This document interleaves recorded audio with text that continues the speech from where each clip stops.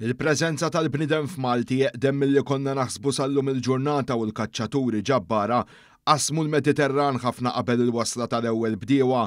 Dawn is-sejbiet arkeoloġiċi huma riżultat ta' proġett immexxi mill-professur Eleanor Scerri mill-Istitut tal-Ġeoantropoloġija fil-Ġermanja u mill-professur Nicolas Vella mid-Dipartiment tal-Klassiċi u Arkeoloġija fl-Università ta' Malta. Din ġiet ippubblikata l-ewwel fil-magażin rinomat internazzjonali Nature.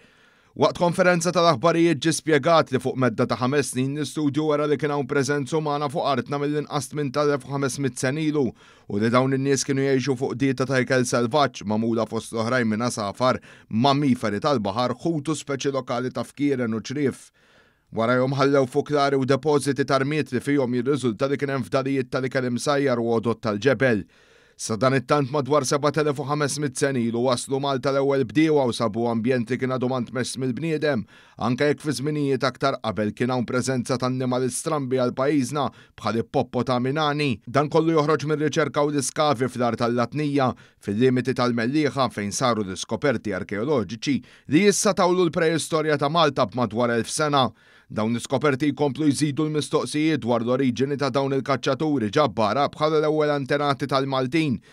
Ir-riċerkaturi jaħsbu li daw ġew minn sqallija xi jareq leopard, madankollu biex jaslu Malta kien se jkollhom jaqsmu medda ta' 100 kilometru ta' baħar miftuħ.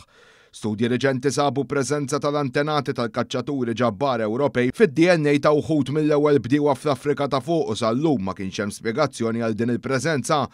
Dawn ir-riċerkaturi sostnew li post Malta fil-preistorja neolitika u wieħed insulari ħafna u tpoġġi lil pajjiżna fl-eruq tal-istorja tal-bniedem.